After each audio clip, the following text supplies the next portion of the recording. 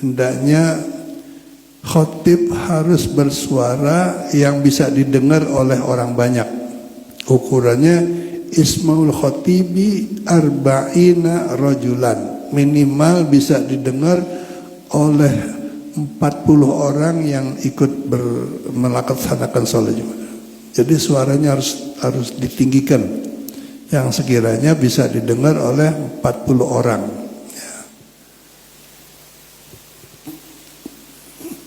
Nah, 40 orang itu tanakidu bihimul jum'ah, yang betul-betul 40 itu ahli jum'ah.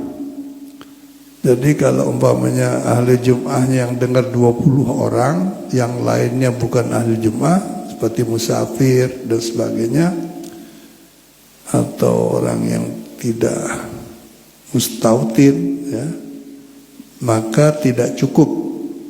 Harus suara itu didengar oleh 40 orang yang ahli Jumat, penduduk asli lah gitu, yang tinggal di situ.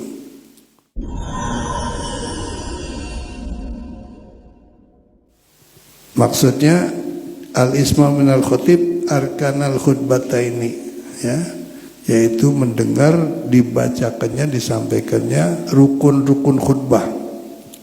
Rukun khutbah itu hamdalah dan seterusnya yang sudah kita pelajari. Yang ke-10 ayyasma'ahuma arba'una. Khutbah yang disampaikan itu betul-betul telah didengar oleh 40 orang ahli Jumat tadi. Ayasimaul hadirina li arkanil khutbati bil fi'li. Jadi 40 orang itu betul-betul mendengarkan rukun-rukun khutbah minimal, ya, yaitu yang lima rukun itu. Yang ke-11 antakuna bil arabiyah, khutbah harus disampaikan dengan bahasa Arab. Al arkan, terutama rukun-rukun khutbah.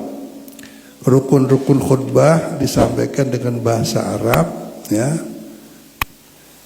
Wa dzalika idza kana fil qaumi man ya'riful arabiyyah, jika di hadapan jamaah yang paham bahasa Arab.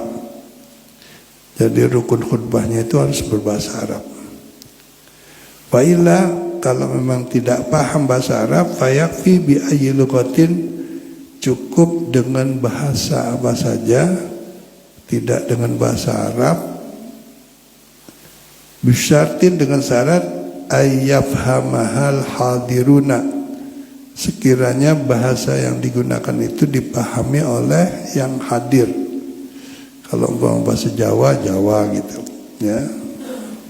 Kalau memang tidak bisa menyampaikan rukun khutbah dengan bahasa Arab. Tapi kita di Indonesia umumnya walaupun disampaikan juga dengan bahasa Indonesia atau bahasa yang lain, tetap rukunnya pakai bahasa Arab gitu. Karena syarat bil arabiyah itu syarat.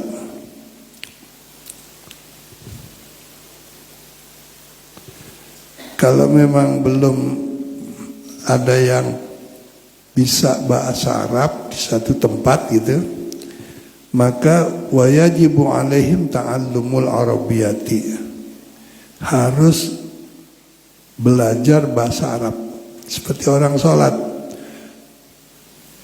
baca Fatihah belum bisa, bahasa Fatihah nggak bisa diganti dengan bahasa lain, dengan terjemahan nggak bisa. Maka orang itu boleh sholat tidak dengan baca Fatihah, diganti dengan yang lain umpamanya, tetapi wajib belajar sampai bisa Fatihah. Begitu juga kalau di satu masyarakat tidak ada yang bisa bahasa Arab dalam rangka khutbah tadi, menyampaikan rukun khutbah nggak bisa dengan bahasa Arab, maka harus dan wajib hukumnya untuk belajar bahasa Arab sampai bisa. Kalau tidak, wa illa athimu ma'adami sihati jumu'atihim. Kalau tidak ada yang mau belajar bahasa Arab, semuanya dosa. Dan juga Jumatnya nggak sah. Kalau memang tidak mau belajar, ya. gitu. Yang terakhir, antakuna kulluha fi waqti zuhri. Khutbah yang disampaikan itu betul-betul sudah masuk waktu zuhur. Ya. Artinya, falau syara'a fil hamdalati qabla zawal lam tasihha. Kalau saja di dalam menyampaikan khutbah, ketika dibacakan hamdalah, alhamdulillah, itu masih belum masuk waktu zuhur, belum pada waktu zuhur, lam tasihha, maka tidak sah khutbahnya. Ya. Jadi seluruhnya harus betul-betul sudah dilakukannya di waktu zuhur. Demikian syarat-syarat sahnya khutbah. Ya. Ada 12. Nah, berikutnya adalah sunanul jum'ati, sunnah-sunnah di dalam mengerjakan sholat Jumat. Yang pertama, wahya kathiratun, sangat banyak sunnah-sunnah berkaitan dengan sholat Jumat. Yang pertama adalah al-ghuslu, mandi. Jadi mandi berkaitan dengan sholat Jumat ini disunatkan. Kalau kita niat harus, kalau kita mandi harus dengan niat, artinya gitu, baru dapat pahala sunnah. Innamal a'malu bin niat. Kapan dilakukannya? Wa waqtuhu yadkhulu bitulu'il fajri, setelah masuknya waktu subuh. Jadi kalau kita hari Jumat, besok di Jumat subuh kita mandi, kita niat juga untuk mandi sunat Jumat, itu sudah boleh. Walaupun tidak langsung berangkat ke tempat Jumat. Wa yakhruju bil ya'si min huduril jum'ati, sampai setelah kira-kira sudah tidak mungkin lagi keburu untuk sholat Jumat.